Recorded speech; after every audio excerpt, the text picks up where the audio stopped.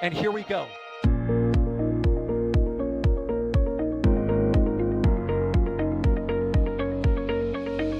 have liftoff. Propulsion continues to be nominal. R68 chamber pressure looks good. Following up. Roger, roll, Atlantic. Water towers fly! Yes! Tango down to nominal. Flight downside FD off. Bring in FD off. Off. It's orange! 125! Oh my god! Decollage. What is it? Put that in the big bag, Eagle. 343 unfolds to go. Indeed. We rise together, back to the moon and beyond. If the methane would be igniting in the flare, correct? Yikes. You good? Sure. We don't need any more of these.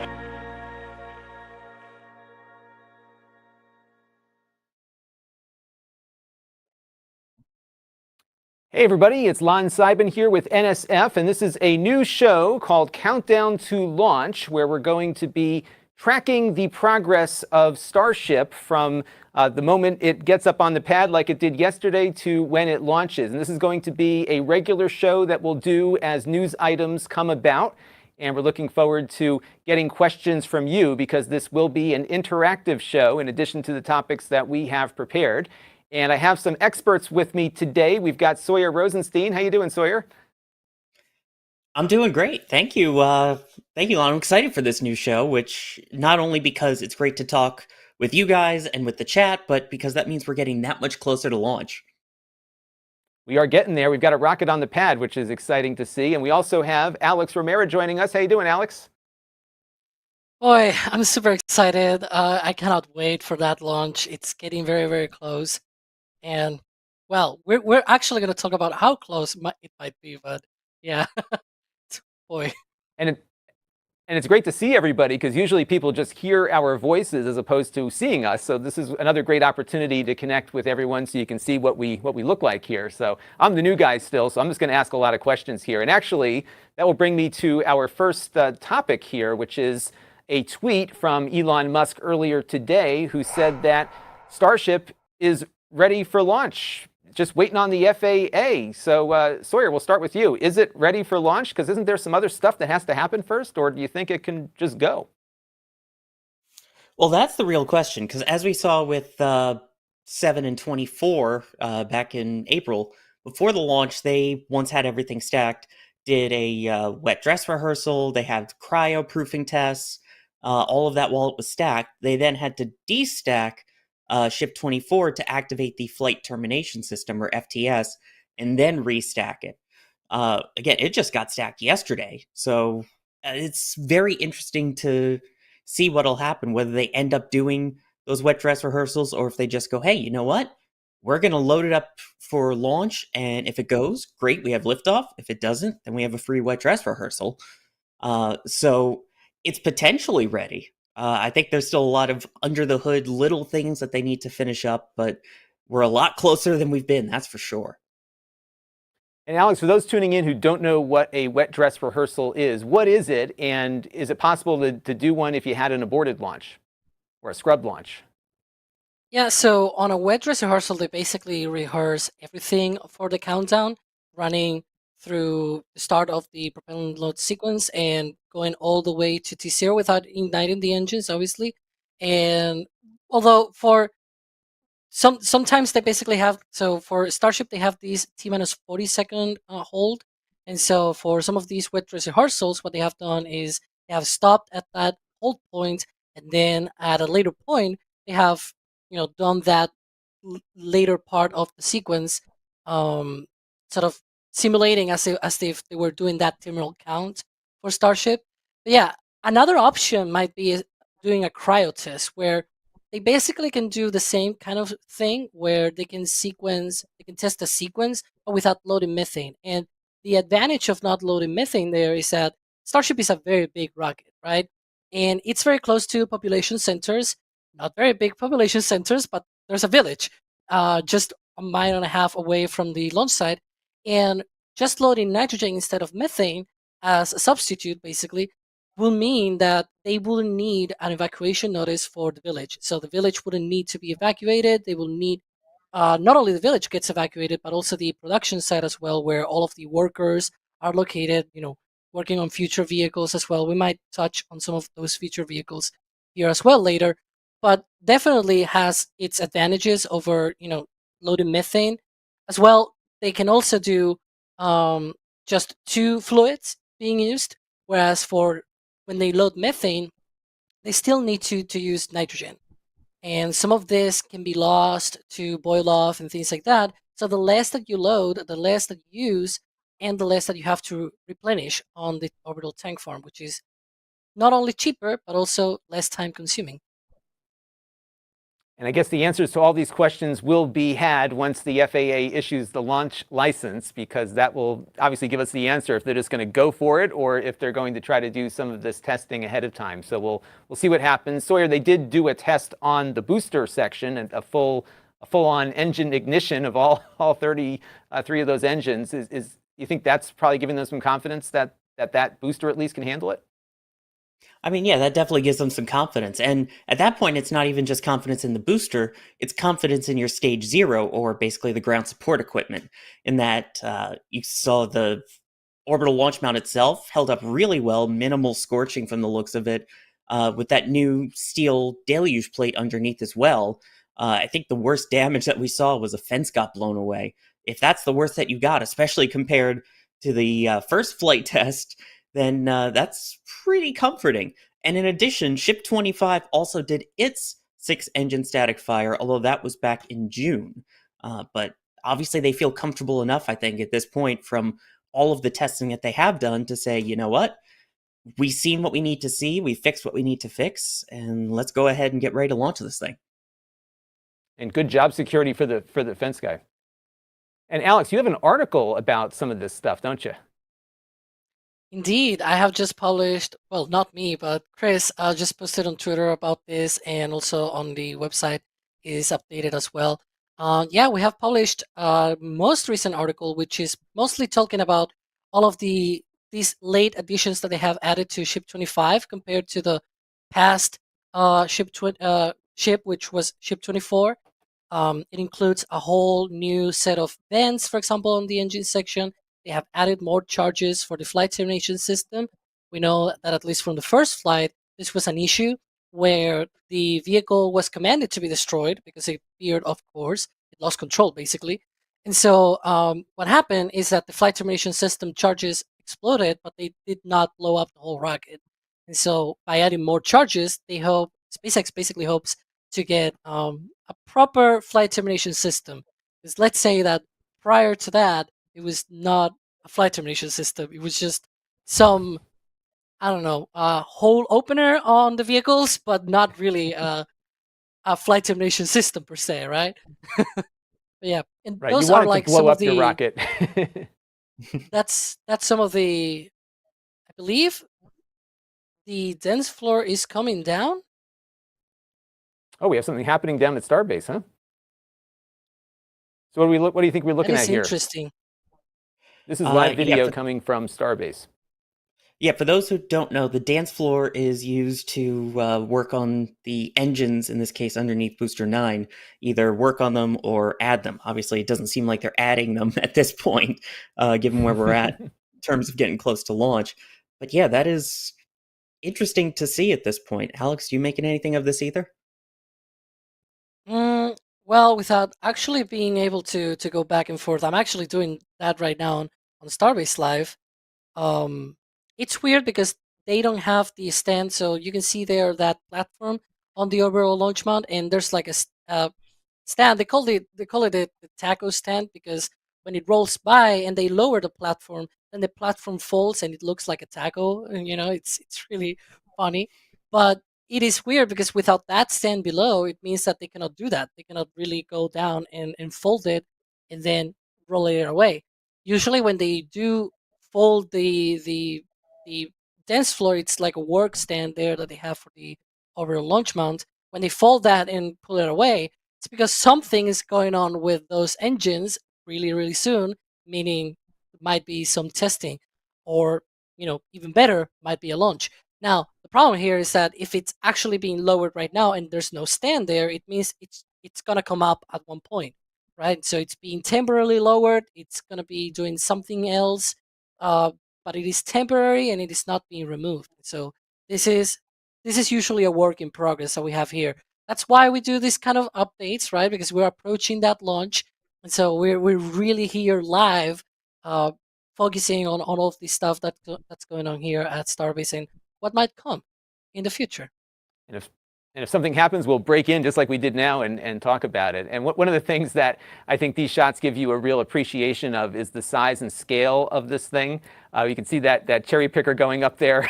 That's like almost at full height. It's not even to the engines. So this is a rather large rocket, and I'm very impressed with how the people that we were watching yesterday work on this rocket, how they are very much not dealing with the sense of or fear of heights that I have on one of those things. So real credit to the SpaceX team on that. But we've seen a lot. And actually, as we're keeping an eye on things over at Starbase, why don't we kind of recap the week and then we'll take some questions. Ship 25 rollout happened, about a day and a half ago. Sawyer, I think both you and Alex were doing that stream. That one took a while, didn't it? That was me, Ian, and Adrian, who seem to be the ones that are the bringers of longer than expected things at Starbase, between lifts and now, in this case, the roll, which, yes, they got about halfway there, and then there was an issue with the SPMT, the transporter, with Ship 25 still on top of it. It took them quite a few hours to look at it, work on it, bring in parts and people and all the different things they needed to actually get this thing ready to keep rolling, because you want that balanced. Any little off balance on that lift there or on the transporter there, and you run the risk of the thing falling over, which thankfully has only happened in a high bay and not on the highway. So they did eventually get it rolled out, though, and then thankfully lift it a few hours later. I guess at that point, since it was morning, the same day. And they're bringing these rockets out, not with Teslas or some kind of high-powered Tesla kind of electric-powered thing. These are like diesel trucks that they're using, Alex, right? Yeah, this is pretty much, well, for the rollout, they actually use the SPMTs, which stands for, boy, now I forgot. Wait, it is There's a lot of acronyms in self-propelled. spaceflight. Exactly.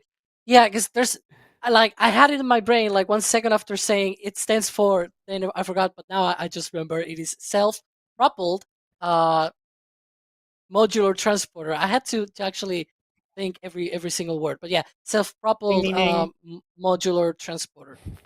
Yeah, there you go. So basically, these are like, those are powered as the name stands. Yeah, go ahead. I was saying these are powered by just good old-fashioned diesel, I think, right? Yeah, and so these are not electric. I think it's very unlikely. And these actually, like one of them failed when they were rolling Ship 25, and Jack and Sean had to wait out there for a long time.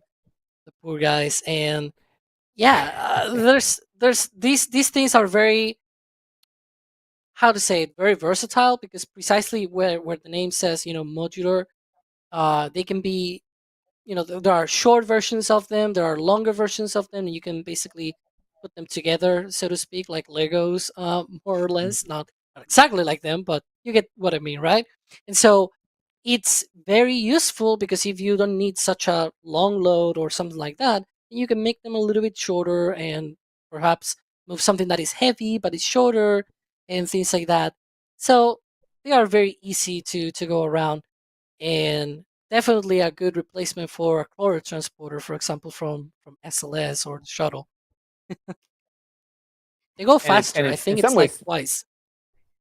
Yeah, it looks like it's going a little bit quicker than the shuttle crawler does, which of course may be why it also maybe broke down, because it was just a little too fast for what was going on there. So they brought Starship out to the pad, and then the next day, which was the stream we did yesterday, they took it up and put it on top of the booster. And I'm going to jump to you first here, Alex, on this, because one of the things that we were uncertain about yesterday was whether or not this was a successful stacking, because at one point, Jack, who was still down there, he really suffers for his art, because it was pretty pretty hot out there. We could see it in the atmosphere yesterday. He was getting eaten by bugs and sunburned, but he was out there the whole time. And when they finally got things aligned and lowered, Jack heard a pretty audible clunking sound from where he was pretty much across the street. And then we also saw the entire stack kind of wobbling a bit after it was lowered down. So now that we've had some time to process this because we were uncertain about it, Alex, obviously with Elon saying this thing's ready to launch, I guess that was what it was supposed to do. What do you think? Yeah, it's usual to see when the chopsticks. So once they put the ship, now I'm being here pied with a merch, but yeah, when they put the ship on top of the booster. Oh, thanks. When they put the ship on top of the booster, it has these pins, and these inside of the pins they have these hooks in the middle of the pins that grab the basically they grab onto the ship. And the issue is you have at some point you need to settle the ship on top of the booster, right? So there's one point where the chopsticks just basically let go of the ship, and that little piece of that moment of letting go can be either very subtle, as we've seen sometimes, or other times it's very wobbly for the rocket. It kind of does this sort of wobbly movement, the whole thing, and it looks as scary because you're like, that's a 120-meter tall rocket that is dancing a little bit here as it wobbles. You're like, my gosh, right? So it can be very dramatic, and it is true that for the previous ship, there was one point where it was so dramatic that visually not only, but also in actuality, when they looked at the sort of a status of the whole rocket, they had to destack it and then restack it to basically like align it properly, sort of like turn off and on kind of thing, where you sort of try to put it away and then carefully putting it again back in the right place. But definitely, we thought it was gonna be a bad a bad situation, another situation like that. But people came back to the pad. They were up there to the ship quick disconnect umbilical, and it was all fine. They actually did a test of that umbilical shortly after, which was very nice. They have like this little door that when the umbilical drops out from the ship, and then there's like this door that comes from the side and puts like a little cover. It's very funny. Yeah. Yeah, we were waiting to see if those chopsticks would actually move away, which they didn't before we were done with our stream there. And sorry, I know you've been keeping track of all that's been going on with Starship since the beginning here. How did this stack differ, perhaps, from some of the other ones you saw, if it did at all? Well, I think the biggest difference from what we're seeing here has to be the hot fire ring there, especially the hot staging ring. Excuse me. I mean, that adds height to the ship itself, and again, with how sturdy that is, maybe that had a potential to increase the appearance of the wobble a little bit. But I mean, I think that's the biggest thing. And again, the fact that they had to raise some of the umbilicals and things along the tower to make it fit with the new extra height added on, which, by the way, with the addition of that and now the ship stacked on top, this is now the largest rocket ever stacked.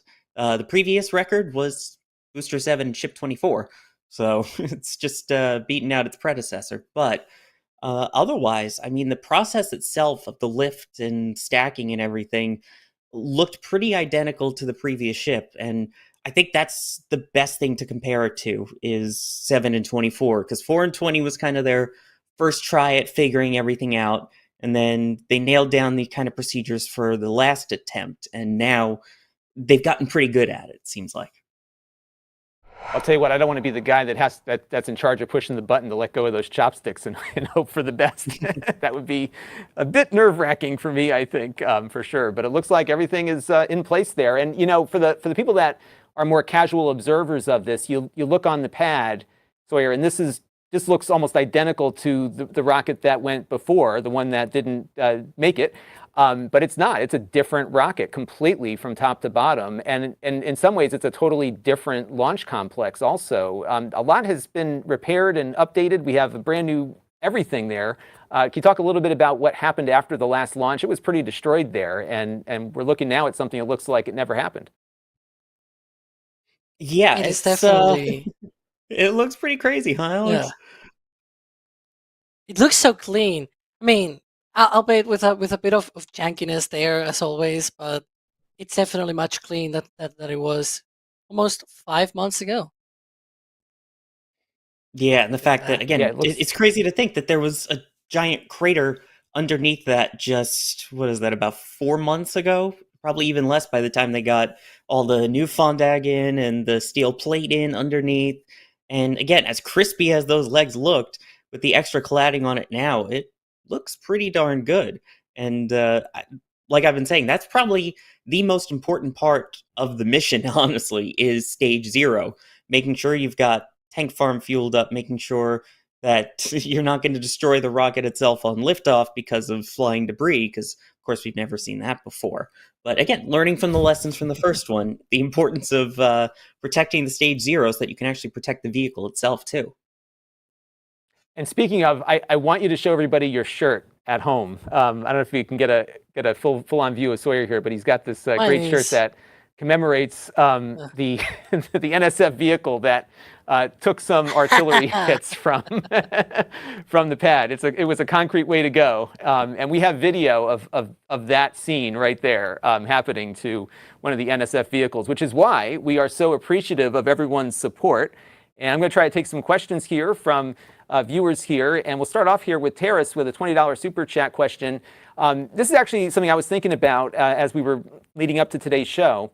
If for some reason, and maybe we'll start with Alex on this, SpaceX continues to have problems with all 33 engines staying lit, which they did have a problem with during the static fire they did recently.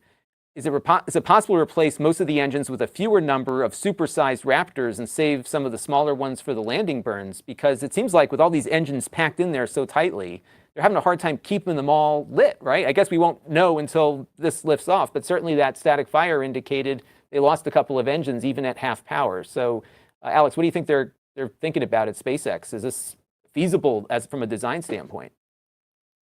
I think that eventually these problems will go away. So they're probably thinking the same thing here. Where, look, it is normal for a new rocket. It is a new rocket. This is the second full launch of the Starship rocket, right? It is the second time a super heavy vehicle is going to lift off from Starbase or at all in the world, right?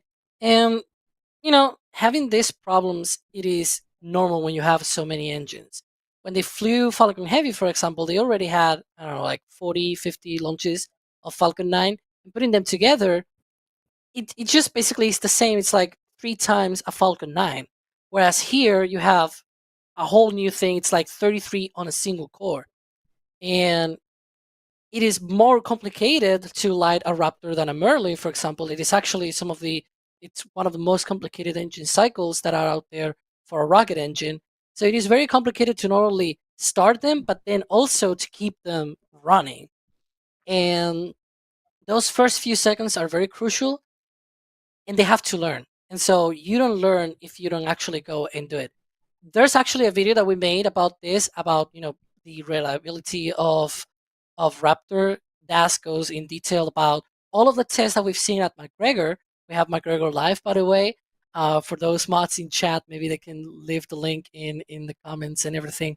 But definitely, it is not something that you look at McGregor and they test so many Raptors and so many times.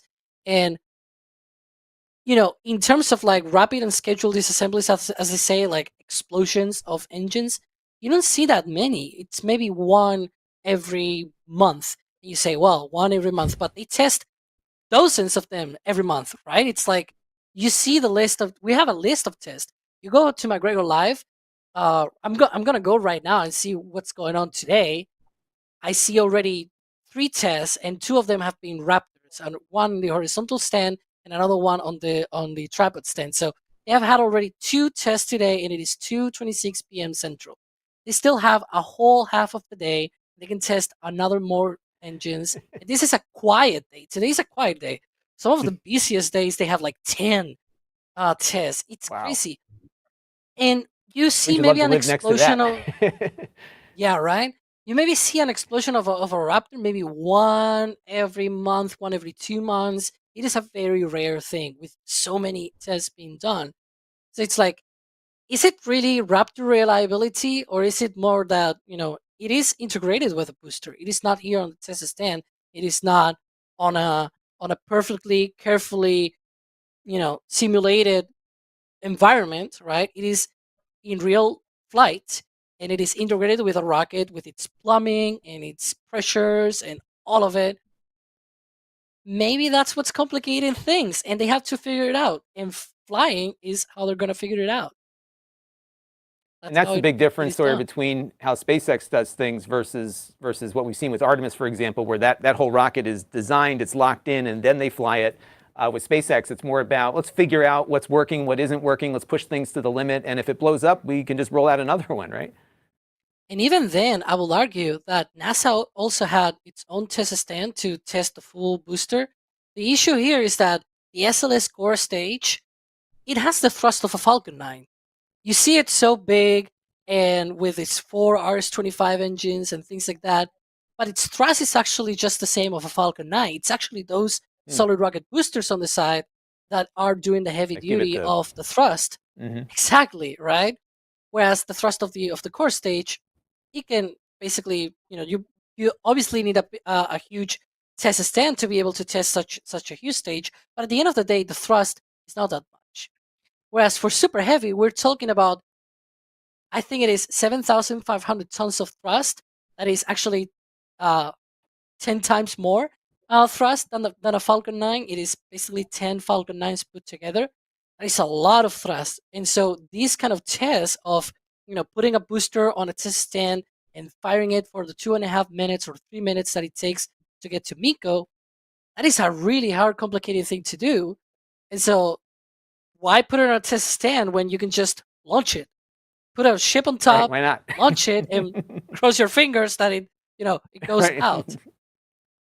And as we've seen, SpaceX is also really good at, we've seen that it's really good at rapid iteration. Like, you see something you don't like, all right, great, let's just get a new engine and stick it in. Or like we had the engines with each other, all of a sudden now they're testing ones that have shielding on it. And then all of a sudden more of them have shielding on it once they realized, hey, this is probably a good idea. And like you said, they have the ability to just launch it. And keep in mind, RUDs, the rapid unscheduled disassemblies, aren't always a bad thing. A lot of times it's a learning experience. You go, oh, we didn't realize that was a thing. And then already a month or two later, you see them testing a fix for it, if not sooner. So I think that idea of rapid turnaround and rapid iteration really helps SpaceX to perfect this vehicle. And another comment that I want to make on that same... So good. Oh, sorry. No, go ahead. Yeah, we have a little bit of latency here, but it's a little bit of a delay. Precisely about the same lines of what I was trying to say before, is that you see that stand at a stand is where they test the SLS. It's only going to be used, it's only being used for the first core stage of SLS. It is only for that first core stage. Every single core stage down the line doesn't need that test stand because it's already been proven. So it's like, sure, you could do that with super heavy, but then you build this giant test stand which can hold 7,500 tons of thrust for 3 minutes. And then what, right? What do you do with that? If you don't need it for future flights, then it's a really huge expense of not only money, but also time and resources and everything. But you can just put that to fly more. And, obviously you probably need to ensure that at least the booster makes it out of the pad. And that's what they basically proved on the first flight, that it can go away and not destroy the whole thing. Kinda. They did a bit of a crater there. It can go away and it can destroy the whole thing. Exactly. It can actually do both, which was quite a thing. Yeah. It was quite a thing. And that brings me to another question here for Sawyer from Musical Wolves about the flight termination system. There's been a lot of discussion about that on our stream yesterday, but also now. Besides the new FTS, what else do you think SpaceX needs to get an FAA launch license? One of the things that I'm thinking about with this, if I'm the FAA, typically the FAA approves aircraft and spacecraft, for that matter, that are pretty well guaranteed not to explode or crash into things. This is a very different environment for the FAA, where they have to approve things that they know may actually explode somewhere or go off in a trajectory that was uncertain. So certainly the FTS needs to be beefed up with more explosives. What else do you think the FAA is going to be looking at with SpaceX here? Well, I mean, they definitely beefed up the FTS. We've seen them testing the FTS out at Massey's. So, I mean, that's obviously one of the big ones. But at the same time, you also do have a pretty large NOTMAR, notice to mariners, of, hey, stay away from this area or you run the risk of potentially getting hit with Starship debris. But I mean, in general, I think a lot of it is just proving, hey, look, we've made all of the safety upgrades from that first flight. Again, showing them, hey, we've tested the deluge plate. We know that works. The shielding between the Raptors. Hey, we know that's better now.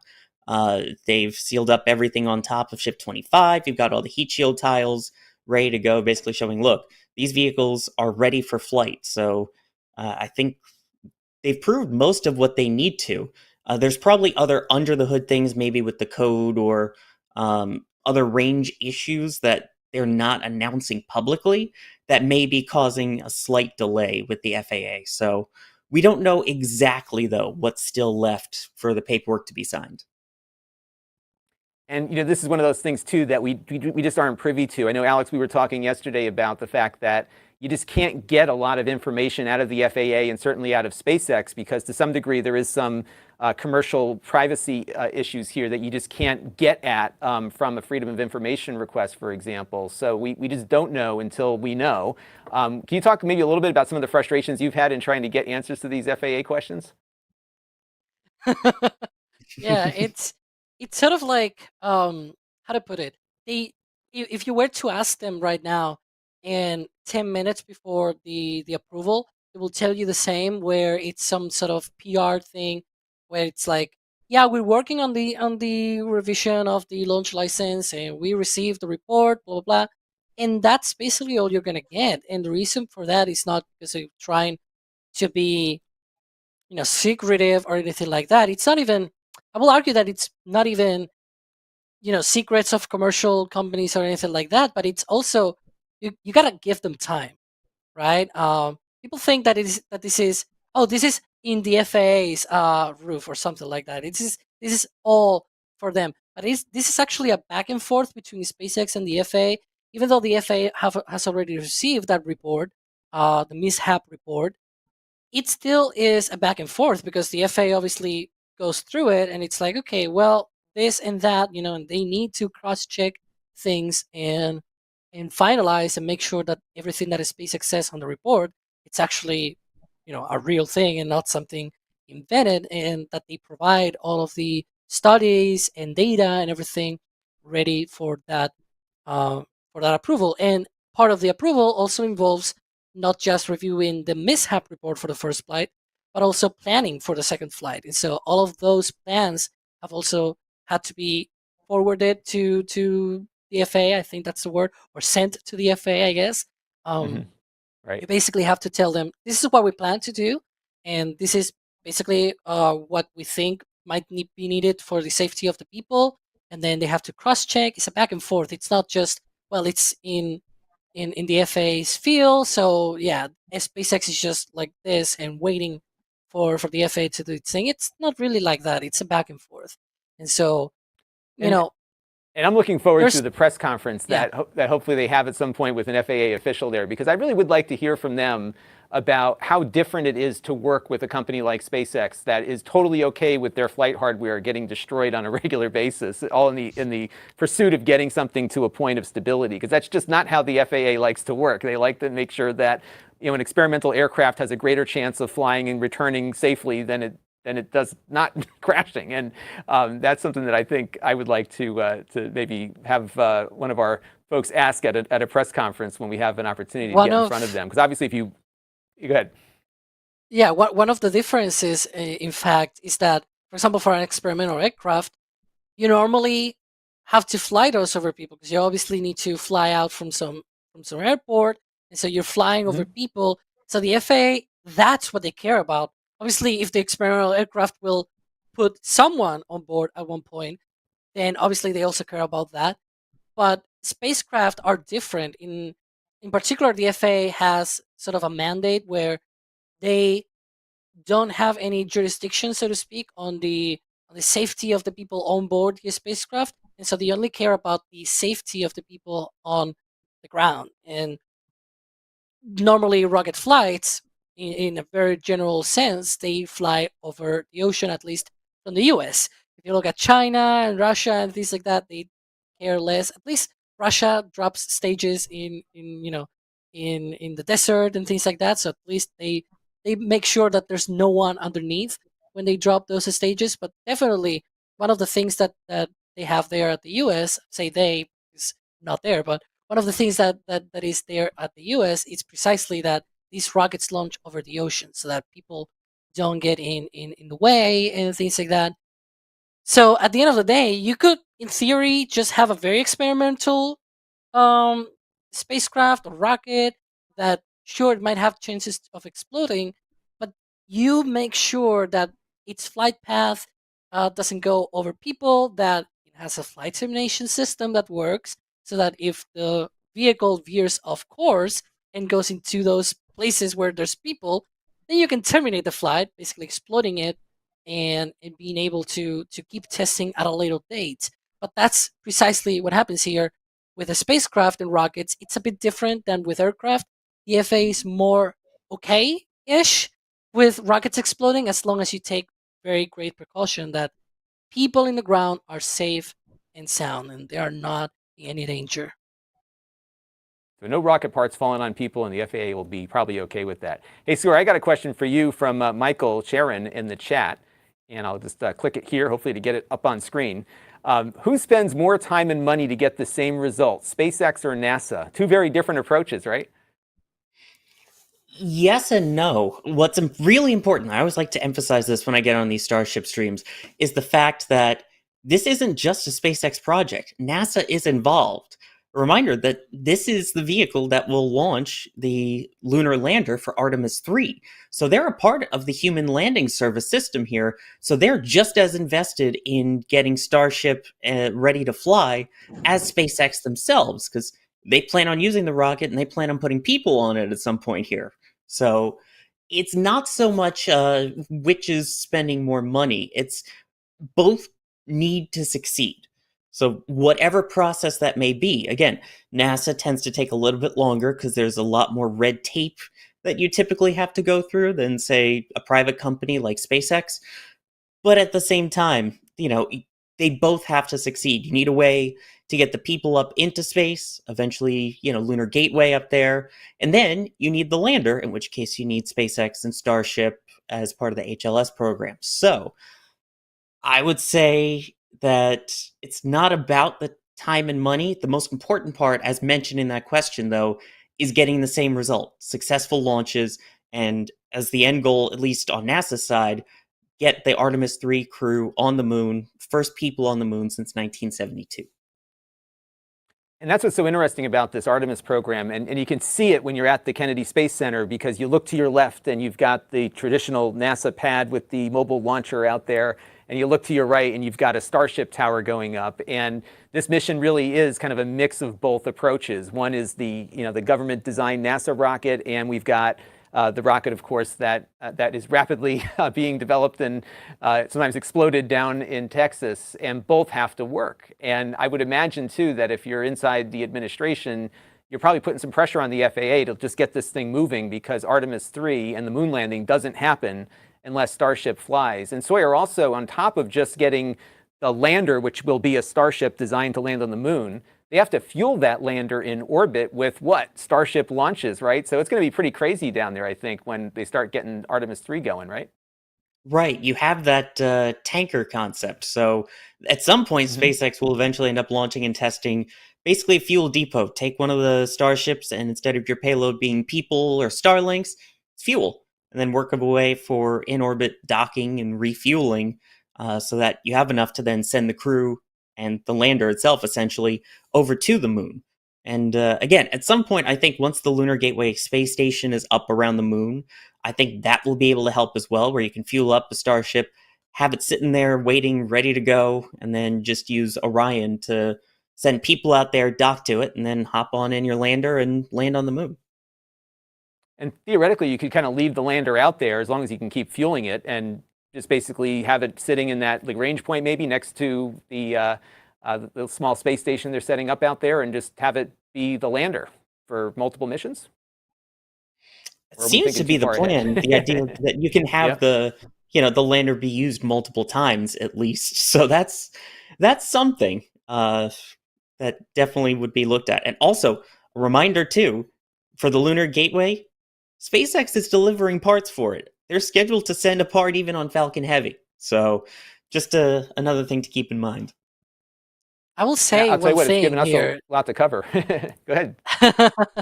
Yeah, I will say. Well, this is what we're looking here right now. That is the one of the prototypes, the latest prototypes for HLS. You will not notice this way because it has heat shield tiles, right?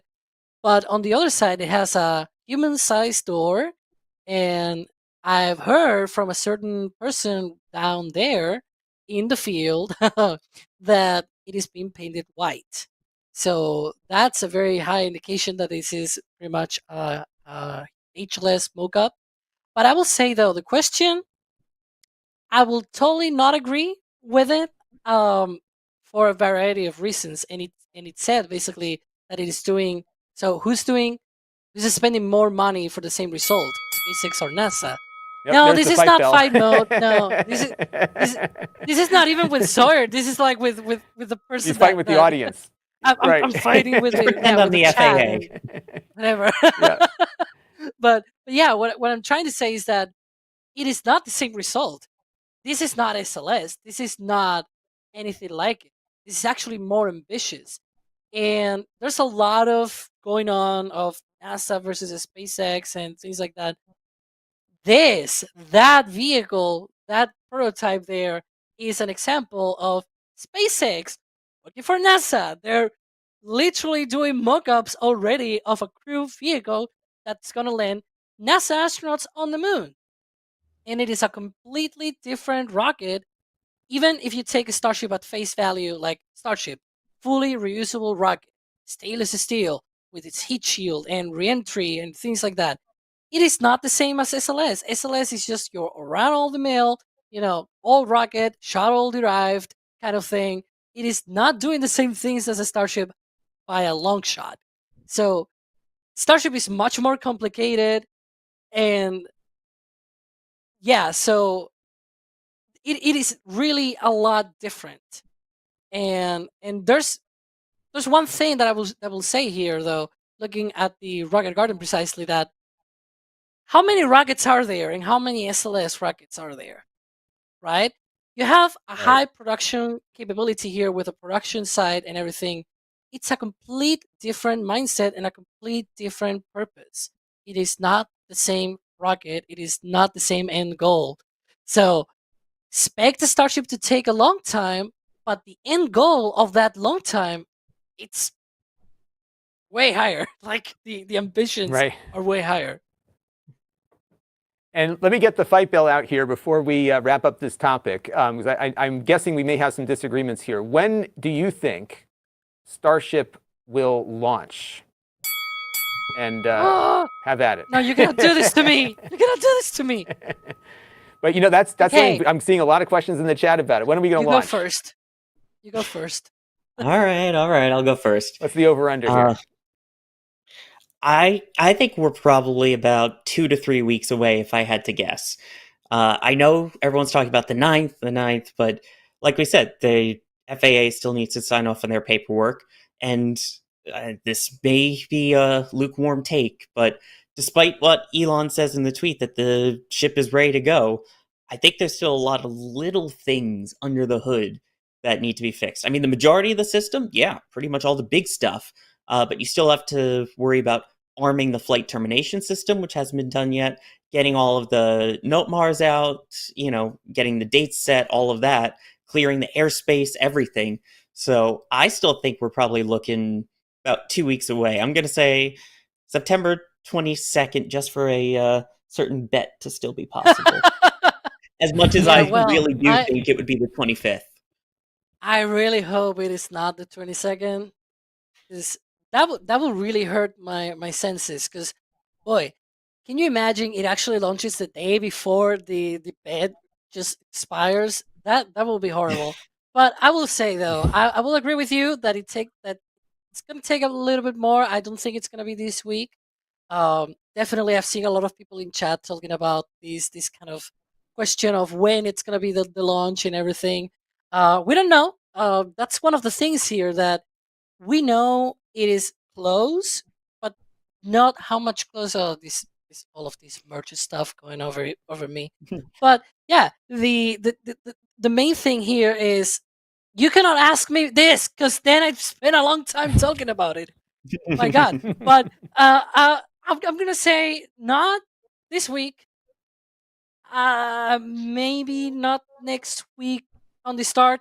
If it is next week, it's gonna be late next week, but probably the following And we one. What about that? and we still need the Are we good? FAA to sign off on this too.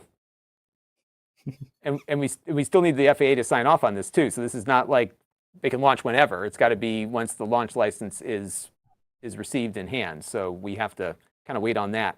Hey, I do want to acknowledge some supporters here in the chat. We've got a bunch of them, and there is a lot of love for Jack, who, as I mentioned earlier, was suffering for all of us down at Starbase, Texas, both with sleep deprivation, sunburn, and mosquitoes, and he didn't have Sawyer's bug spray, which is labeled Sawyer's bug spray, and it worked okay for me, but I still got bit. But It's the actual so we have, brand name, by the way. For those who don't know, there is yes, a it bug is. spray Sawyer brand. It's like industrial strength. It's good stuff. So Xorg FX guy for Jack's bacon. I guess Jack likes the bacon. Got to keep him fueled too, right? Got to keep him fueled and hydrated. Some aloe Jack from like Eric bacon? Fraser for The sky blue? and we have some aloe for Jack's head and maybe some sunscreen too, and some recovery ice from Jim Cavett. So thank you all for that. Also a $25 super chat from Gary here. Thank you very much for your support. And all of this coverage comes from the support of viewers like you. It's almost sounding like a public TV kind of pitch, but it really is true that all of these cameras and all of this infrastructure takes a lot of expense and cost, staff, and everything else. So we've got a lot going on there. And by the way, we have a store, guys, at shop.nasaspaceflight.com. And in that store, I think we'll have some imagery up in a minute, we have a beautiful new patch for the launch, which we know will be at some point, of that beautiful large Starship stack that we watched getting stacked yesterday and that we've been talking about for the last hour or so. And it is a high quality patch. This is not your knockoff kind of stuff. This is like the patch that if you were an astronaut, they'd be slapping one of these on your flight suit there. So good stuff, fully embroidered. And then the design here by one of our own, Pauline, is also making its way to pillows and other types of merchandise. And we have a good supply of these, but it's kind of a limited supply. So if you are looking to get your Starship Flight Test 2 merch, definitely act now before supplies run out. And I know we sold a couple hundred of these things yesterday. The first one that we did for the Oh, first look at that. flight. There's also Still I have available. mine here. Yep, get your collection going. And I have then- mine, but it's not within reach. Yes, That middle so pin, get man, your those engines. Look at get that. it while supplies last. So it's good stuff. And then we've got those metallic prints. And the turnaround time on this, not only for you as the customer, but us as the producer, some of these pictures were taken yesterday and they're already ready as metallic prints. So one of the things that I say on a lot of our streams is that if you have a loved one in your life, put it on their computer, because we're getting close to the holiday season, gift ideas. I think everyone watching, we're all very hard to shop for, but shop.nasaspaceflight.com's got some great stuff for all of you. So check it out. It's good you said over that, on- because I've done that. Yep.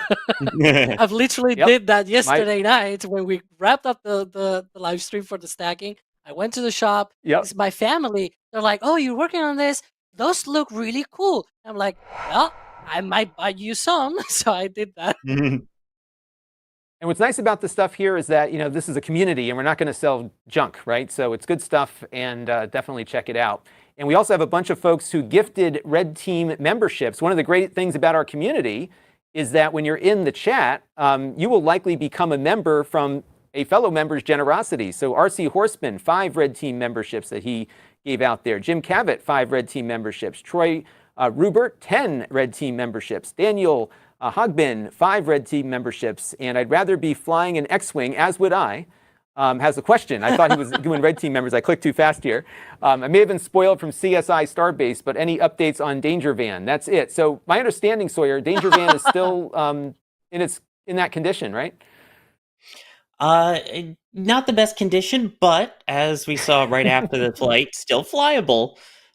So all I can say right now is don't expect to see Van for Flight 2, but there may be something else instead. Oh, interesting. So we And may yes, have this some shirt is more also available still armored at shops vehicles. at You NASASpaceflight.com. could say we have something in store.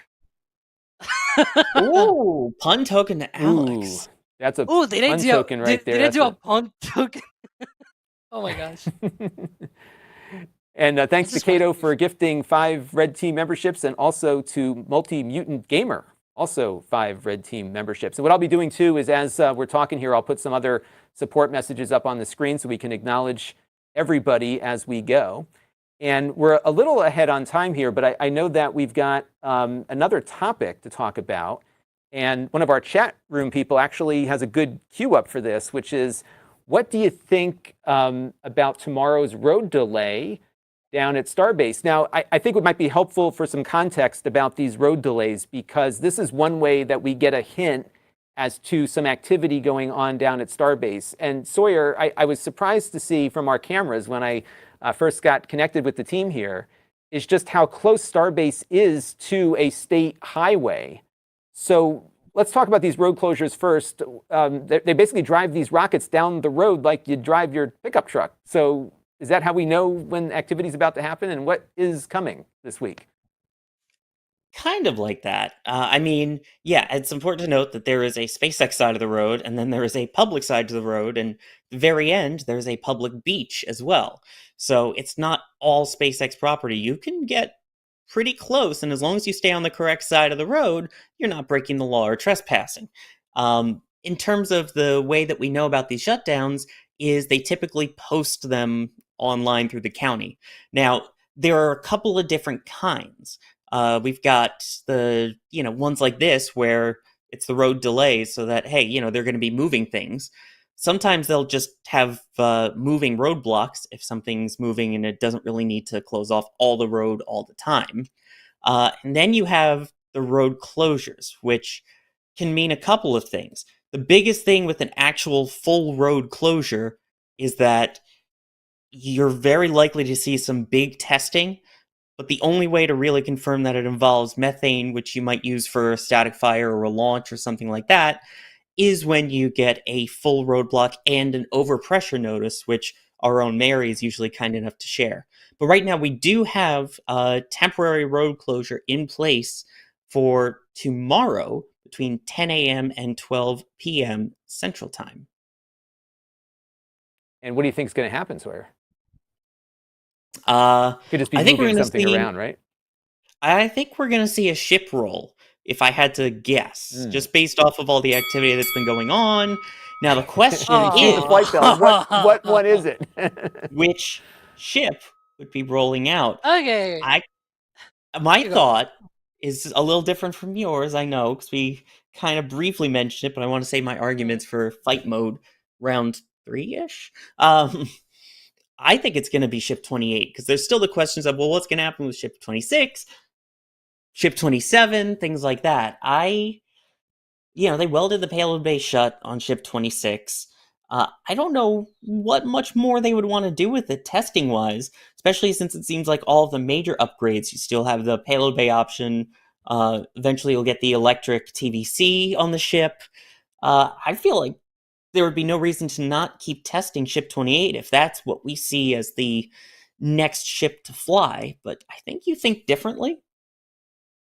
Yeah, so first of all, the page that we saw before, that's next spaceflight. You can go directly there if you type wenhop.com. It's a very very handy URL, I will say. But yeah, the thing with the ship rollout. So we think it's a ship rollout because it is a 2-hour rollout closure. It is not a 3-hour or 4-hour rollout closure, which usually is for going to Massey's. And so I should say we think it is a ship because there's no booster right now that might be rolling. And so the reason that we think it is to the launch side is because it is 2 hours long. Whereas if it were longer, it will probably be going to Massey's, which is much, much farther down the road. So what I'm trying to say here is that I think it is Ship 26 for a variety of reasons. And the first one is that Ship 28, it is right now covered in basically scaffolding all around it. So, well, now I'm here in single mode. But yeah, you can see there that's Ship 26. And right now, it is not doing anything. It's just basically at the rocket garden. It is pretty much okay-ish, I guess. It is really not being worked on a lot or anything like it. And And by the way, this is a fast forward here of it doesn't actually Mhm. move that quick, right? yeah, that's a time probably- lapse of it. It's not really, It would tip but over. definitely you can see you can see this ship. It doesn't have flaps. It doesn't have a heat shield. It doesn't have any of that. It doesn't even. It's not. You mentioned Sawyer that it has its payload bay welded shut. It doesn't have a payload bay. It doesn't have a door. So it was made originally without any door, without any pest dispenser, any payload bay at all. It's just basically like, when we saw the ships back when they were doing these hops to 10 kilometers. It is basically like that, but with the flaps on the sides and things like that. So it's just a bare ship without anything on it. They installed engines over the past few months on it. They have been, they had been installing all the shields, all of the engines and everything. So it will be in theory capable of performing a static fire test. Now, in my long reasoning here, what Ship 26 is and why I don't think it is Ship 28, not only it is the scaffolding that I was talking about that is around Ship 28, but also it's very easy right now to take Ship 28 out of the rocket garden because they only need an SPM, a set of SPMTs to roll under, and they can move it all the way to the launch site, just like the last time that they went there. And I think this is a live view of it. You can see that Ship 28 is currently on the grip of a crane, basically at the top, and they're still working on it. They have installed the engines on Ship 28. They have been doing all of these series of works on its structure. I do not think it's yet ready to roll. However, Ship 26 has already undergone all of this, as I was mentioned before.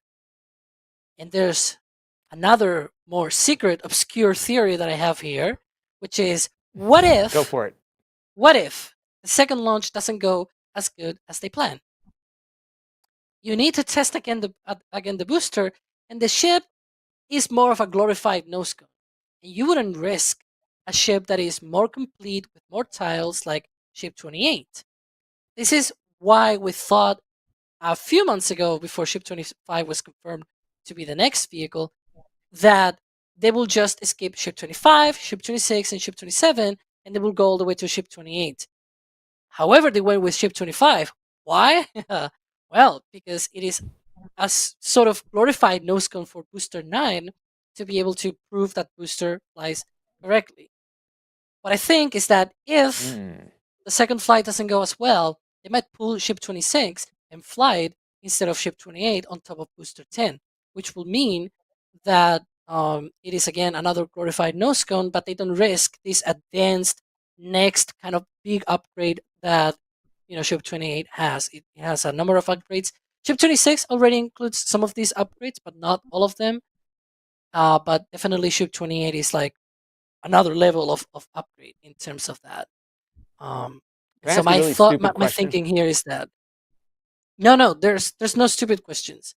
Well, there might be a few ones, but this one might be one. But we're arguing about Ship 26 versus Ship 28, and we're looking at both of them in different stages of completion out there. What about 27? Ooh, it was a scrap. It's okay. Yeah, it's right It now is a lot no of more. scrap. It is to be. It has gone to be its maker. All the Monty Python stuff. All those things. And do we know how that happened? Was it an intentional scrapping, or what fate did it meet? It was there in the rocket garden. It just basically took it down and cut it into pieces. That's why we actually were like, no way, Ship 26 is going to be used at this point, right? But look at this. How can we say, yeah, they're going to roll out Ship 28? It has a lot of scaffolding around it. there's no transport stand that we have seen being moved out to the to the rocket garden. It is very complicated to arguably say yes. At least for me, it is very hard. I know Sawyer, he doesn't care, whatever. But it is very complicated for me to say yes. It is going to be Ship 28 when all signs point to Ship 26. Now they may not use it. So. And we do know that Go Ship ahead. 25 is the one that we do know Ship 25 will be the next one to fly at least, so that will be happening there.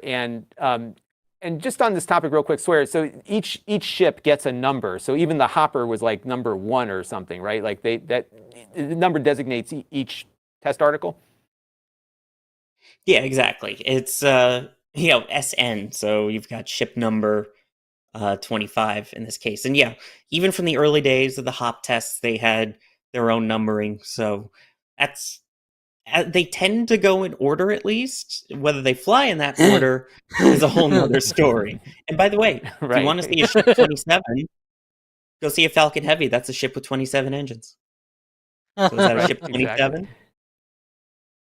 Exactly. See, the reason why I laugh about that.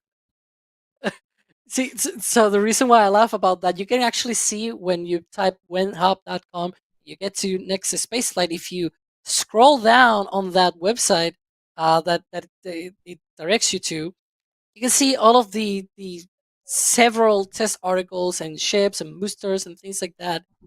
It is a long list, and they are totally not in order of, you have ship 2022, and then they jump to ship 24.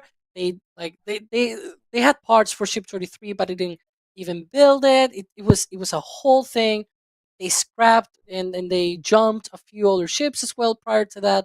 They had test articles like SN 7.1, SN 7.2, etc., etc. It's crazy, and they still do this thing, which makes me go crazy. So yeah, there you go. That's precisely that. NASASpaceflight is a great website to visit to get the lowdown on each of these boosters if you want to get. If you want to be able to keep up with the trivia, especially if you're going to trivia night for rockets, there's your source. It'll help get that straightened out. Now, I see in the chat we got some people wondering when the launch is going to be. So just in case you're just tuning in, this is a new show that we're going to be doing on a regular basis leading up to the launch, whenever that is, of Starship. We don't actually know when it will be launching. We still are awaiting the FAA license. There are still some questions about what might need to happen even with that license, but we thought with so many developments happening, certainly in the last 24 hours, we had a rollout, we had a mating of the booster and Starship, that we felt there would be some interest in discussing the progress that we're making getting this next batch of Starship booster and Starship off the ground and hopefully into orbit. So we'll be doing this on a regular basis. Basically as events require, we will be coming on live with different NSF experts to talk about the progress we're making to launch, but there is no launch scheduled today as far as we know. But if we start seeing some venting, we'll certainly go live with that. But I think they'd probably give us a little bit of warning ahead of time and certainly let the residents in the nearby area get out of town in time for that. Mixmoto with a super chat here. We were talking about the flight termination system, and this is actually a question that I had too, and I'll pose it to Sawyer. We're talking about this flight termination system, which blows up the rocket if need be. We talked about how on the last flight it didn't actually blow the rocket up enough. So they put more explosives in. But hey, if there's a successful launch, what happens to the explosives? We're going to ditch it in the ocean probably, right? But what happens on a successful launch with those explosives? Because they're in operational rockets, including most of the rockets that we've witnessed launching here on a regular basis. Right. If you watch any of the Falcon 9 launch coverage, especially when the first stage booster is coming back to land, you will hear a call out, FTS is safed. So at that point, they can disengage the flight termination system. So there's not a way to accidentally set it off. It's basically the same thing here. You've got right now, the FTS is out there. It has explosive charges in it, but there's people working all around it, which is kind of expected. So what'll happen pre-launch is they will basically pull the tab to activate the flight termination system itself, which doesn't mean it's ready to go. It means it's slightly less safe than its current safe position, but it's not like it's fully armed and if you touch it the wrong way, everything's going to blow up. You then also have the software side, which has to activate it, and that's when the kind of onboard computers are keeping track of it. And if something goes really wrong with a red line monitor, basically above an expected level, then it can activate itself, or I guess in an absolute worst case scenario, a person having to detonate it. But I believe it's 99.999% computerized since it's an automated flight termination system, AFTS. And would that be automated in the case of crew on board as well? That's a good question. I mean, pretty much the vehicle itself is all set to use the automated flight termination system, but we haven't really heard yet on what exactly that's going to be, and also the important question of, is there an escape system for the crew? So there's still a lot of questions on that as well. So that's we'll kind of have to wait and see as we get more into the HLS program. Right, and Evan Hubbard here was wondering about this with a question about, with Elon's tweet earlier, does that mean the FTS is armed? Alex, are we going to see them actually arm this? Is this something we can observe from our cameras?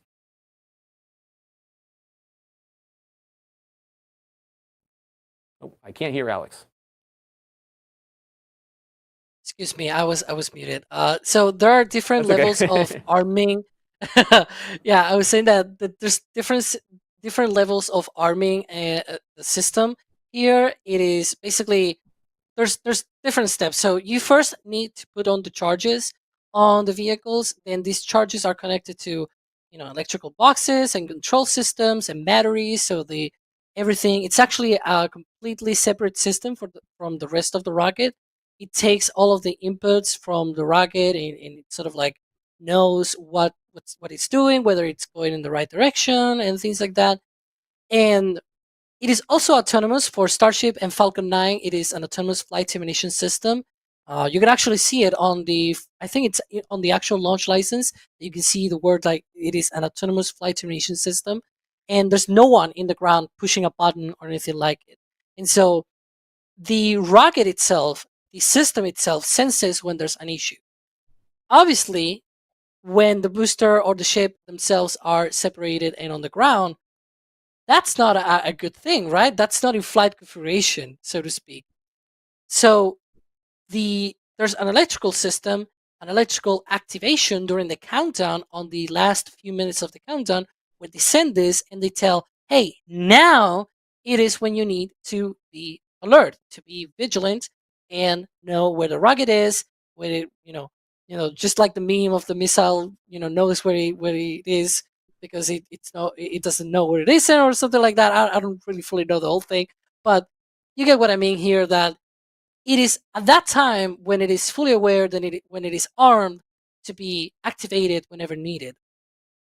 Prior to that, you still don't want that to trigger accidentally. So it is saved, so to speak. But when you're handling the rocket and moving it basically down the road or things like that, you don't want that to be triggered accidentally. So there are safety pins, there are physical exactly. That there's physical safety barriers. There's basically a set of pins that can get pulled to arm but not electrically arm the system. So it is arming the system, but it is actually not fully armed. You need a signal to be sent to tell the system, hey, now it is when you need to be alert, and whenever something happens, you got triggered. That's sort of what we're talking here. We're talking about pulling those pins. And right now we're watching a video in the foreground here. I'm assuming this is a test of the flight termination system in action. So we've got I believe the first flight, right? Which I guess that's the first flight. Oh, first flight. Okay, yeah. And it wasn't working quite well, but they were intending for the flight to explode when it got to the point where it was not under their control as much as they would like. And as we mentioned, there was not enough explosives to do the job. So they're hoping to have a better system, and they're hoping not to have to use it. Because if it gets to orbit, they wouldn't need to make use of that. And a question here from Ross Gervin, is there a flight termination system on crewed rockets? And as we mentioned, there is. Falcon 9, of course, has one. The Space Shuttle had one. One of the great things, if you go and do a search on our channel, there was a a launch of a full-on test of the flight termination system on Falcon 9, where they also tested the escape rockets, the Super Dracos that take the Dragon capsule off of the Falcon 9 rocket in flight. And what you can watch in that entire sequence is Dragon flying away, or being thrown away, if you will, by the Draco engines, successfully coming back down to Earth safely. In other words, demoing how a crew would be able to escape a failed rocket launch. And you can also see that Falcon 9 rocket exploding, presumably from those explosives in there. So quick question here from JTrains 310. Who's the person in the middle? I guess he's talking about me. I'm the new guy. I'm Lon Seidman. Some of you might know me from my other YouTube efforts here, and I've joined the team to help out here and keep the coverage going at NSF. So you'll be hearing me a lot and seeing me occasionally. So thanks everybody for welcoming me. I got my shirt already, so I'm in. So thank you all for the warm welcome. Yeah. What's that? If I may for a second, by the way, with what you were talking about earlier with in-flight abort. Yep. First off, shout out to DOS for somehow actually capturing the explosion itself, because all the rest of us at the press site just saw it behind a cloud. But with that, he was on a boat, wasn't he? Yes, he was. It was great. But what's interesting to note is what was going to happen in the first stage. They didn't really know. It may have just flown and then they would have done something to it. But it just so happened that as the in-flight abort, the abort system activated, that the Falcon 9 saw a problem and ended up activating the automated flight termination system. It almost kind of goes back to when they were testing the Apollo capsules.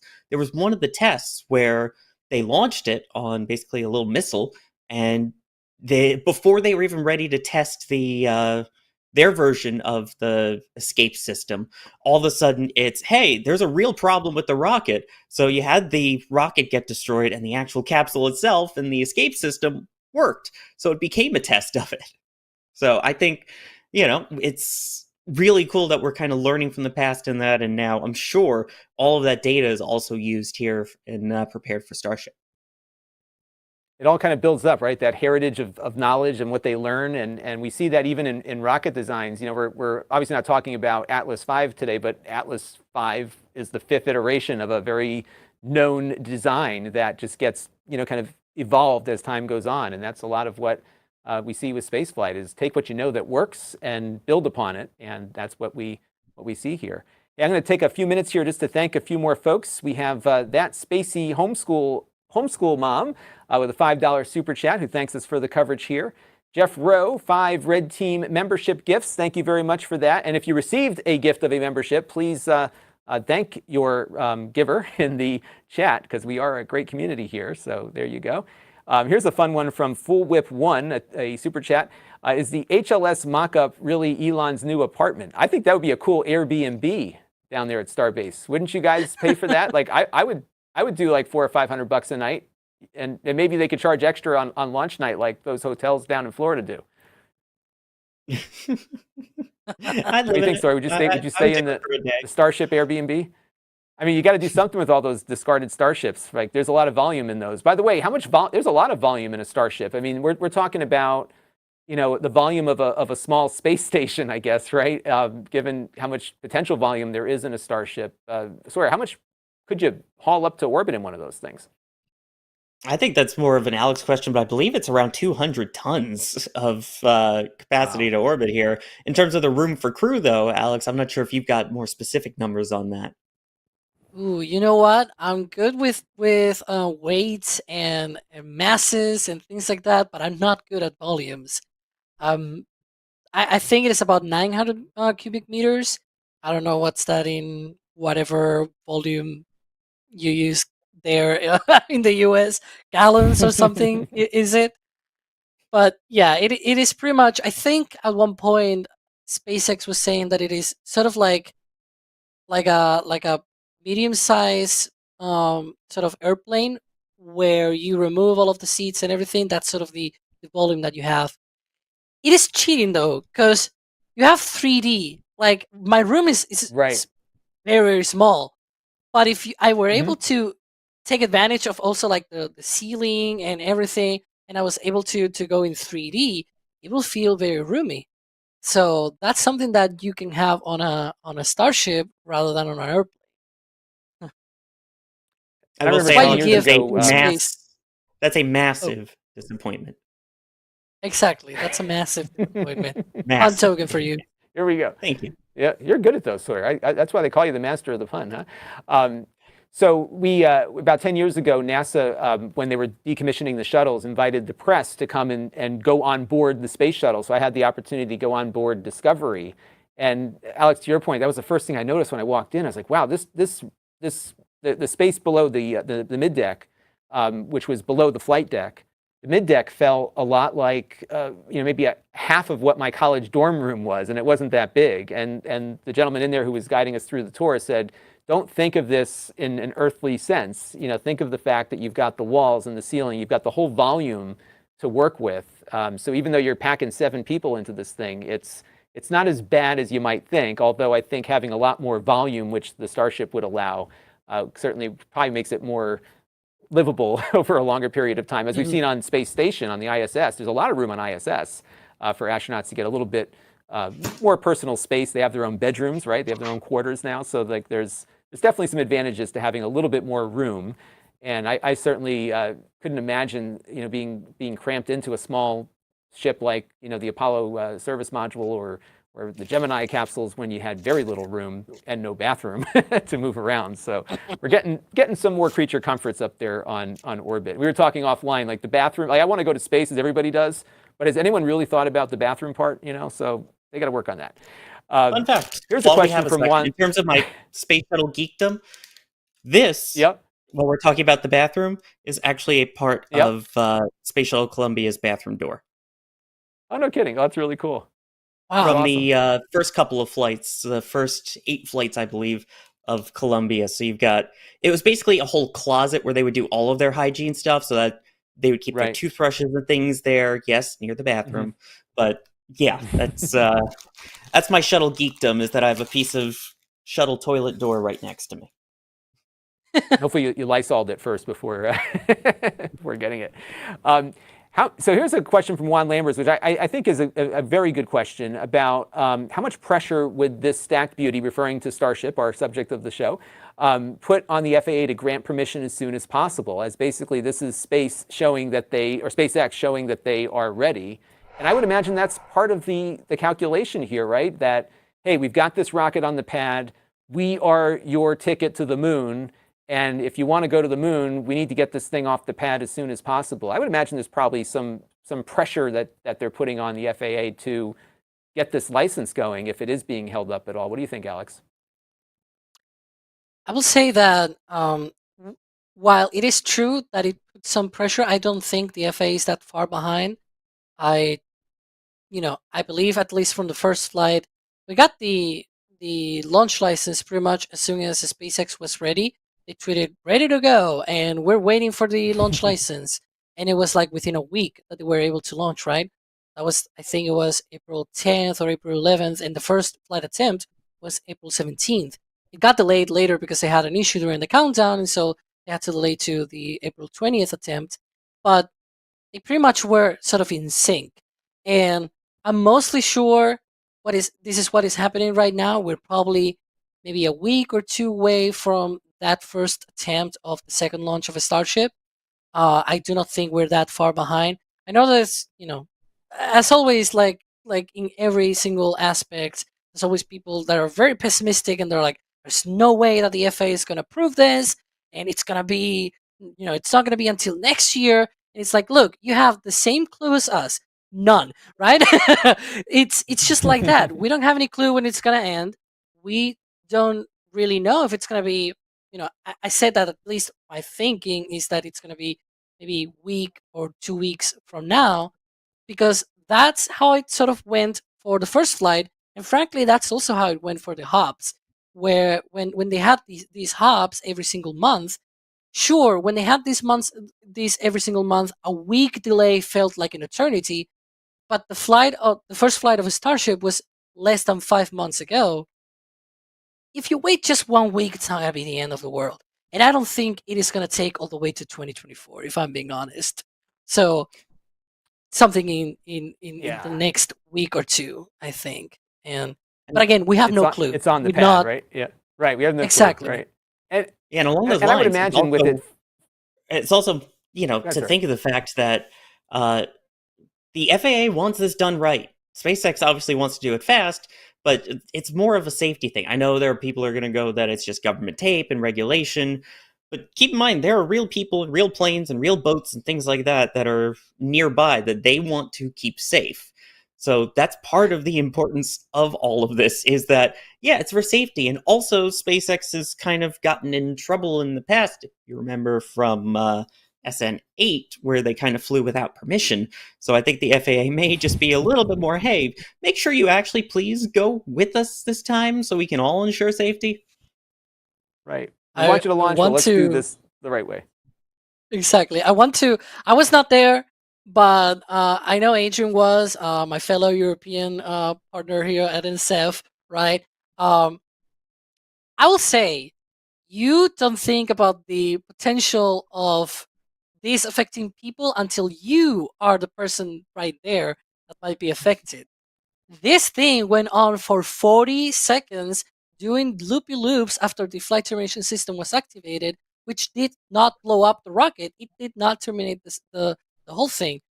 Now, surely that was way later into the flight, but if it had happened way earlier, that's closer to people, and doing loopy loops closer to people, and 40 seconds doing that, that's a long time. And you are there on Long the time of line. You are right uncertainty. next. Right. Exactly. So you're right next to the rocket. Man, a lot of people put a lot of effort into how the concrete on the on the orbital launch model we're seeing right here was destroyed, anything like that. I think the really important thing from the first flight was precisely that flight termination system not working properly. And again, one of the solutions that they have put forward is just put more charges. But maybe that's not the solution. Who knows, right? So these are the We'll find things that they out, have yeah. tested. Exactly. They tested a subscale mock-up of this at Massey's. They blew up one of the test tanks that they had. They have obviously done all of their models and things like that, thanks to that data from the first flight. This is all of the things that the FAA needs to look through, that needs to ensure that all of the people on the ground are safe. And you don't think about that until you are the one right there being risked of getting one of these rockets down to you. So yeah, think twice before saying the FAA is just red tape and whatever. Yeah, that's covering a lot of Right. people. And let's talk about also why they might need a flight termination system is because maybe the engines don't provide enough thrust because they lose a few going. I don't know if either one of you happens to know the answer to this question, but how many engines can the booster lose during flight until control becomes an issue? Can they restart the Raptors if there's no physical damage? And whoever That's wants to take that interesting. one. Yeah. I may take some of it, and maybe sir you can continue if you want to. I remember from one of the sort of I guess X Spaces now. It's being renamed now from Twitter. Elon Musk talked about the the possibility to perhaps the center engines being able to relight if they actually fail, and all of this, if they fail if they shut down in flight and the systems think that it is able to relight, then it will try to relight. That was one of the things. The problem with the first flight is that some of these engines just blew up. There was no way to relight them because they got so damaged that even if these sensors were like, okay, whatever, we don't care, let's light this up, it will not try to light up because there's there's no pieces there, or there's no machinery to be able to run the engine anymore. It's not an engine, it's just a bunch of metal. And that's probably the quote for this show, I guess. It's just a bunch of metal. But it is true that exactly, and this is for the center engines. The outer 20 don't have this relight capability. And I guess the answer to this, how many engines can the booster lose during the flight until the control becomes an issue? No less than 8, because we saw in the first flight that as soon as you lose 8 or so, you lose control. So around that. That's the magic number. And maybe sorry, you can grab this one. There's Terrace with a chat here asks about engine shielding. If you properly shield the engines from from Rudd or of the other engines, because maybe part of what happened on the last launch was that they did lose an engine due to a Rudd, which then created a cascading effect of damage to the other neighboring engines. Are they doing more with shielding on this iteration of the booster, or do we don't know? Yeah, we've seen them testing that shielding over at McGregor as well.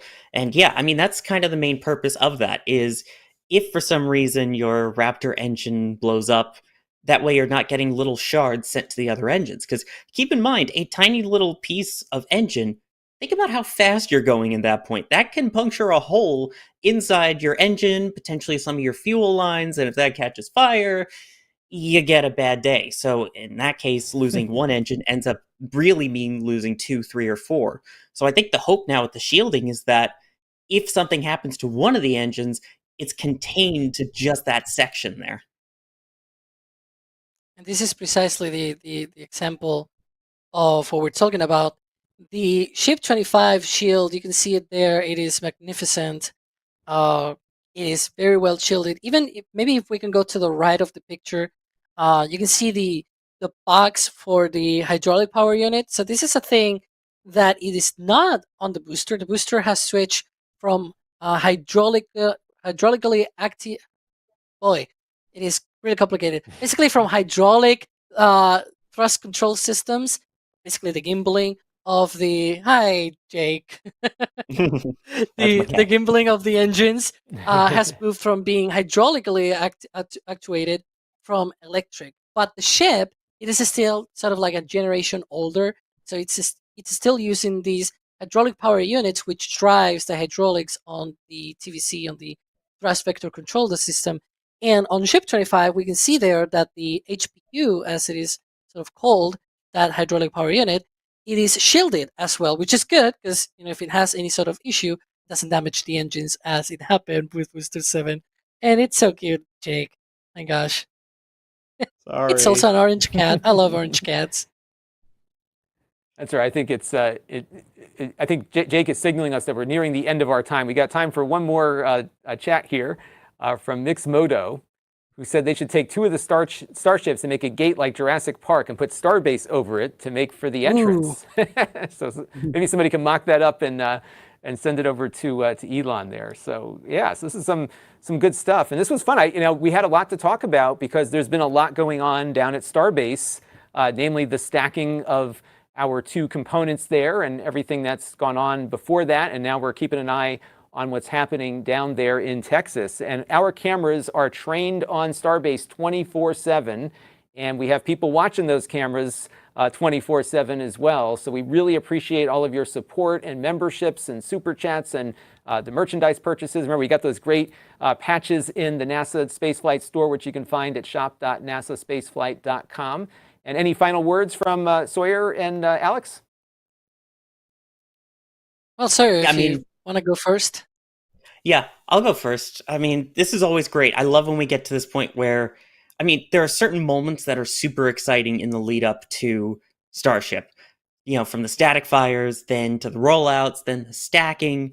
It just gets that much closer to launch. And I'm really excited about this new series. Although, I have to say, I was a little confused. I thought this was countdown to lunch, and now I'm hungry. You and me both. That's why we're calling it quits here. It's almost dinner time. It's like brunch time. How about you, Alex? Yeah, well, here is definitely dinner time. It's 10:30 here right now, but definitely very excited for all of these. The lead up to the launch.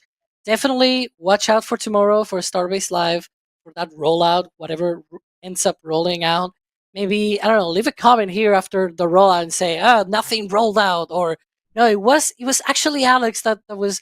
I'm gonna be right, I'm sure. That was right with the rollout. But definitely be on the lookout for that, and maybe tomorrow we'll figure it out. I'm guessing we're probably gonna do another one of these because we're doing these sort of daily kind of things. But yeah, man, I'm so excited. Another flight. And another thing that I wanted to point out, another thing that I wanted to point out as well is that we are also releasing a lot of videos in relation with this second flight.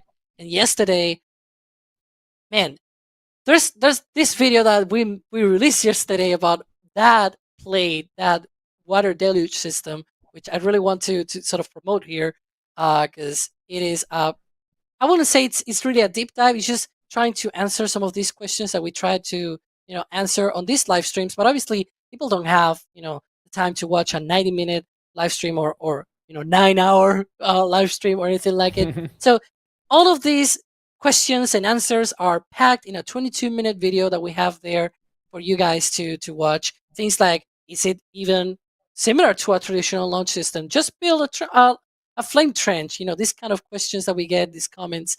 Yeah, so watch it there, and maybe the mods can put it on the comment section and things like that. So definitely check it out. And we have more in the pipeline, so stay tuned. We got a lot more in the pipeline. NSF is more than just live streams. We've got all that recorded content. And by the time you're done watching all that recorded content, you too could build your own rocket. It is rocket science, but you can figure it out. And that's what we are here for, is just to explain everything and cover it as live as we can. And we will be back with another edition of this show, likely tomorrow as more comes up. So the best thing you can do, and I know this is kind of cliche on YouTube, but is to ring that bell, the notification bell, because when we do go live, you'll get a notification so you can pop in. And one of the fun things about the live streams that we do is that there's a great chat going on, even as we're waiting for activity down at one of these launch locations to occur. So you can connect with a lot of other space enthusiasts in the chat. And I want to thank everyone who supported us and continues to support us, and all of you watching as well, because all of that is important to keep getting the word out about all of this stuff. So on behalf of Alex and Sawyer, this is Lon Seidman. Thank you all for tuning in, and we'll see you tomorrow with hopefully more news on what's going on down at Starbase.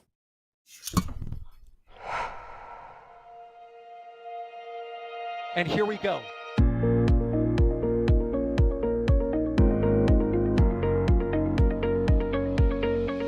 We have liftoff.